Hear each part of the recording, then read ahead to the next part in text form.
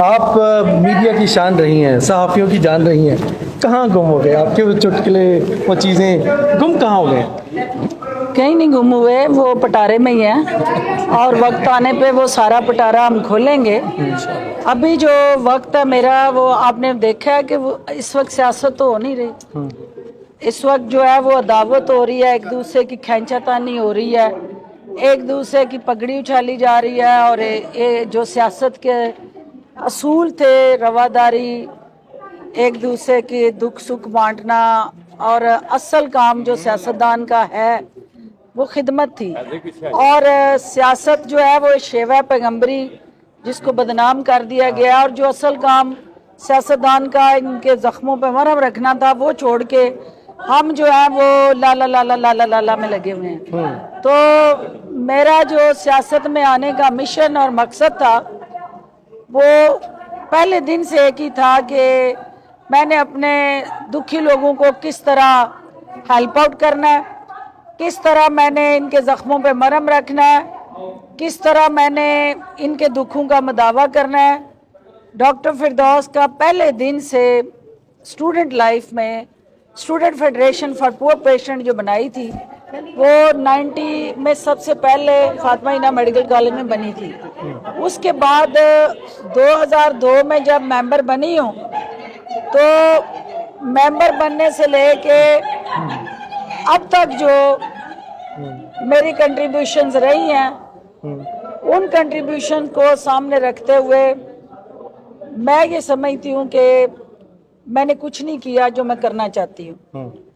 یہ T V channels پہ بیٹھ کے مکے لگانے یا مخالف کی پگڑی اچھالنا، یہ میرا ایجنڈا اور ٹارگٹ نہیں تھا سیاست میں۔ میں آئی تھی ان کے دکھوں کے مداوع کے لیے، ان کے زخموں پہ مرہم رکھنے کے لیے۔ سیاست ایک پلیٹ فارم تھا، ایک روڈ میپ تھا، یا ایک میرا وہ منزل تک پہنچنے کا راستہ تھا، اور جو اب بھی ہے۔ لیکن ابھی چند ماہ سے یا کچھ عرصے سے آپ دیکھ رہے ہیں کہ میں ٹی وی کی سکرین پہ نہیں ہوں، کیونکہ ٹی وی کی سکرین پہ مجھے یہ احساس ہے کہ وہاں بیٹھ کے دو چیزیں ہیں، یا میڈیا کی ریٹنگ بڑھائیں گے، کیونکہ جب تک لڑائی نہیں ہوگی ان کی ریٹنگ نہیں بڑھے گی، اور ریٹنگ ان کی بڑھاتے بڑھاتے آپ اپنی ریٹنگ ڈاؤن نہیں کر سکتے۔ اس لیے بہتر ہے کہ آپ اگر ان کی ریٹنگ بڑھانے جا رہے ہیں اور اپنی ریٹنگ ڈاؤن کرنے جا رہے ہیں، تو وہ عمل جو ہے وہ کسی صورت بھی آپ کے لوگوں کی بہتری کا عمل نہیں ہے۔ ڈاکٹر صاحب یہ بتائیے گا کہ اس وقت تحریک انصاف کی پنجاب کی حد تک جو ٹکٹس کا اعلان ہو چکا ہے، اختلافات بڑے سامنے آئے ہیں، آپ کیا سمجھتے ہیں وہ اختلافات جینون ہیں یا غلط فیصلے ہوئے ہیں؟ دیکھیے، بات یہ ہے کہ جن لوگوں نے پہلے عمران خان صاحب سے اسمبلیاں توڑوائیں، ان لوگوں کو اچھی طرح سے پتا تھا کہ الیکشن ابھی جو صورتحال چل رہی ہے اس میں الیکشن کا اعلان تو ہوا ہے، لیکن موجودہ حکومت جو ہے وہ عمران خان کی عوامی مقبولیت کی وجہ سے الیکشن سے کنی کترا رہے ہیں۔ وہ ہیلے بہانے اور کوئی نہ کوئی ایسا چور دروازہ ڈھونڈ کے الیکشن کو ملتوی کرنا چاہتے ہیں۔ انہوں نے اس ساری گیم کے اندر جو پلان کیا اور سپریم کورٹ کے ذریعے الیکشن کا جو ایک لاہ عمل تھا اس کو سبوتاژ کیا، اور آج میں سمجھتی ہوں کہ عمران خان کے ارد گرد جو ٹولہ ہے وہ جیت گیا ہے۔ عمران خان کو انہوں نے اس وقت اگر 10 کینڈیڈیٹ تھے ایک ایک حلقے میں، تو من پسند نوسر باز، قبضہ گروپ اور نون دولتیے اور جو سیاسی یتیم تھے ان کو لیبل لگوائے ہیں انہوں نے ٹکٹ ہولڈر کے۔ ان کو بھی پتا ہے کہ یہ الیکشن نہیں ہونا، صرف انہوں نے اپنی اپنی دہاڑیاں لگانے کے لیے وہ ٹکٹیں جو ہیں وہ غیر منصفانہ تقسیم کروائی ہیں۔ اس سے کیا ہوا ہے کہ جو جینون ورکر تھا پی ٹی آئی کا، جنہوں نے پی ٹی آئی کے لیے قیدیں بھگتی ہیں، جنہوں نے پی ٹی آئی کے لیے ماریں کھائی ہیں، جو پی ٹی آئی کا سیالکوٹ کے اندر ٹرو فیس تھے، وہ گولیاں کھائی ہیں جنہوں نے پی ٹی آئی کے لیے، وہ آج جو ہے وہ ٹکٹ سے محروم ہے۔ اور جو نوسر باز ہیں وہ ٹکٹیں لے کے پی ٹی آئی کا لوگو لگا کے دندناتے پھر رہے ہیں. تو ان سب کو یہ پیغام جانا ضروری ہے کہ الیکشن جو ہے اس کے اندر سوشل میڈیا ایک ضرور آپ کی پروجیکشن کرتا ہے، لیکن نیچے درخت وہی اگتا ہے جس کا بیج ہوتا ہے. اور ہوا سے یا ہیلی کاپٹروں سے اگر بیج پھینک بھی دیے جائیں تو نیچے زمین ہی ہموار نہ ہو اس کے اگنے کے لیے تو چھتوں پہ درخت نہیں اگا کرتے. بڑی اچھی آپ کی تو یہ پہلے گراس روٹ لیول پہ دیکھنا پڑے گا. خان صاحب نے جو فیصلہ کیا ریویو کا، بہتر فیصلہ ہے، مناسب فیصلہ ہے. ان کو خود دیکھنا چاہیے کہ ان کے ارد گرد ایسے کون سے یرغمالی ٹولے ہیں جنہوں نے ان ٹکٹوں کی بولیاں لگا کے ان کے مینڈیٹ کو بیچنے کی کوشش کی ہے.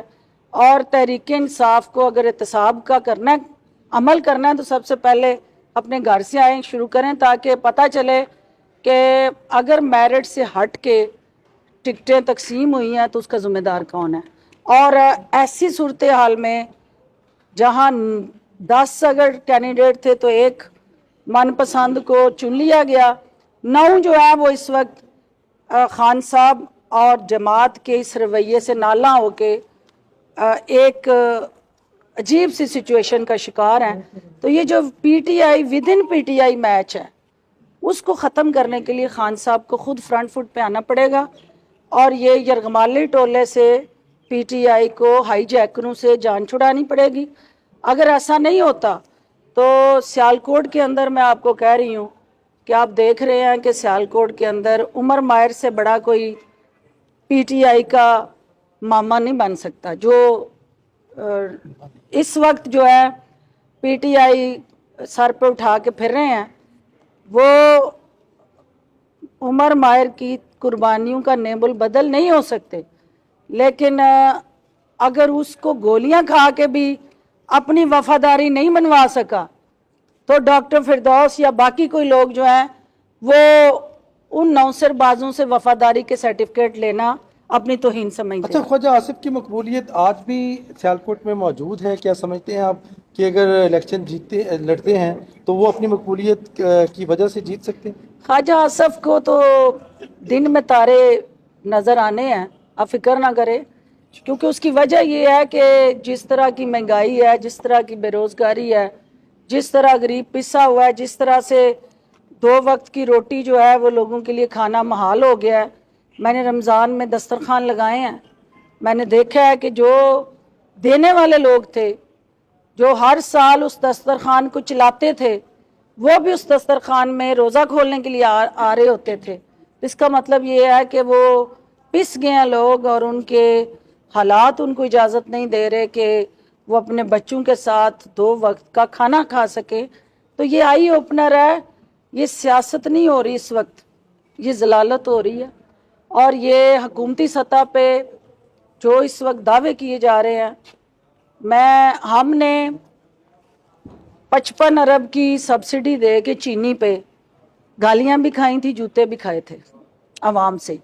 تو بیوروکریسی کی جیب میں وہ سب کچھ گیا تھا، بیوروکریسی کامیاب ہوئی تھی. عوام جو ہے اس وقت بھی خالی ہاتھ 1-1 کلو چینی لے کے لائنوں میں لگ کے تو ہمیں گالیاں دے کے ان رمضان بازاروں سے باہر آتے تھے. یہی غلطی اسی بیوروکریسی نے اس حکومت سے کرائی ہے. اربوں روپے کی سبسڈی اس آٹے پہ دی ہے جس آٹے کی لائنوں کو لینے کے لیے جو ہے وہ کئی درجن افراد اپنی جان سے چلے گئے ہیں. تو یہ بیوروکریسی جیتی ہے. ہمارے دور میں بھی وہی چیمپئن تھی، یہ نون کے دور میں بھی وہی حکمران ہے. اصل حکمران جو ہے وہ بیوروکریٹ ہے. باقی سیاستدان تو ایویں انہوں نے تماش بینی کے لیے آگے لگائے. سیاستدانوں کو تو قربانی کا بکرا بنانے کے لیے آگے رکھا ہوا. یہ صرف ایک تو کوسچن میڈم اور کرنا چاہتا ہوں، آپ کا کام ہو گیا اسلام آباد سے آنے. نواز شریف کی واپسی کے بارے میں کیا کہتے ہیں؟ ہو سکتی ہے، ممکن ہو سکتی ہے؟ دیکھیے نواز شریف کو اگر واقعی اس عوام کا درد ہے تو انہیں آنا چاہیے، اس ملک کے اندر آ کے ہر طرح کے حالات کا مقابلہ کرنا چاہیے. تاثر یہ جا رہا ہے کہ وہ جب آتے ہیں جب اقتدار میں آنا ہوتا ہے، جب کرسی پہ آنا ہوتا ہے، اور مشکلات میں بھی عوام کے ساتھ लीडर तो वो होता है जो मुश्किल में भी खड़ा हो, आए खड़े हूँ अवाम के मौजूदा- साथ, साबित करें कि मैं अवाम के साथ हूँ। मौजूदा सियासी हालात का इस बमर से निकालने की सोल्यूशन क्या आपके पास? डायलॉग हो रहे हैं, सियासी डायलॉग, क्या सियासी डायलॉग से रास्ते निकल आएंगे ऐसे कि पाकिस्तान मुस्तहकम हो सके, इलेक्शन हो सके, एक दिन तारीख हो सके? देखिए, इस वक्त अवाम को मुआशी इस्तेकाम चाहिए, इस वक्त अवाम को हर हाल में 2 वक्त की रोटी चाहिए। इस वक्त अवाम इस पाकिस्तान को जो ख़तरात से इस वक्त घिरा हुआ है उससे निजात चाहिए, और वो इकनॉमिक वे फॉरवर्ड और डायलॉग है।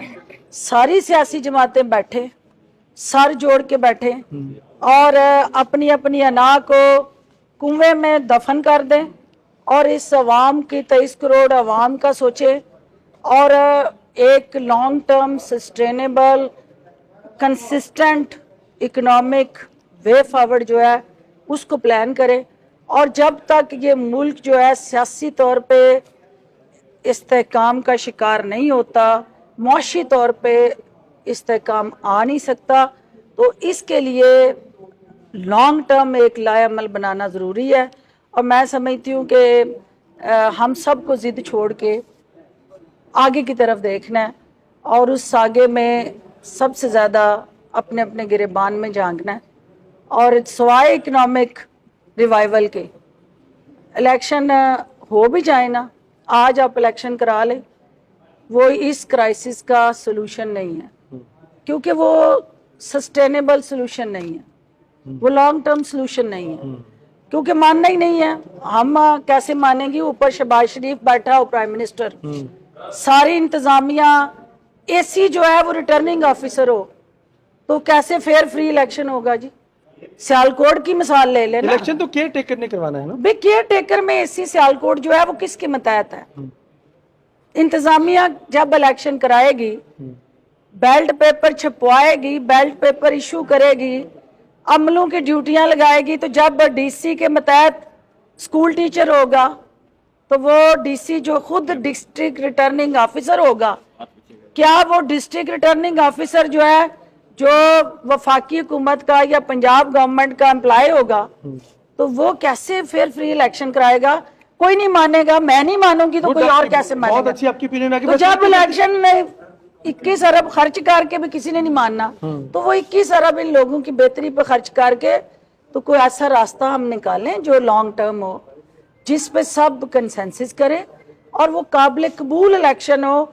इन इलेक्शन के रिजल्ट्स को इस तरह आवाम नहीं मान सकती जो इंतजामिया की ज़ेरे क़यादत होने हैं।